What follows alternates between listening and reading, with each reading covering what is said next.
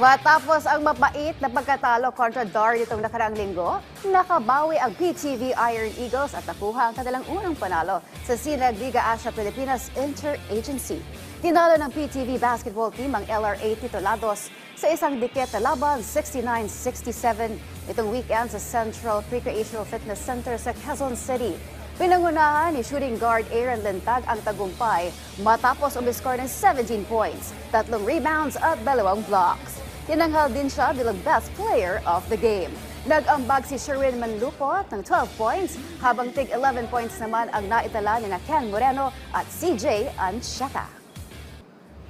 First game namin, nabulaga kami doon sa press defense.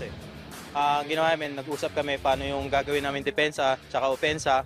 Ayun, buti sunerte, gumana. Ayun, kaya nanalo. Tulong-tulong na, teamwork. Kasi hindi kayang buhatin ng isang player lang. Kailangan buong team. Kahit nasa labas ka ng court o kaya nasa loob. Tulong-tulong lang.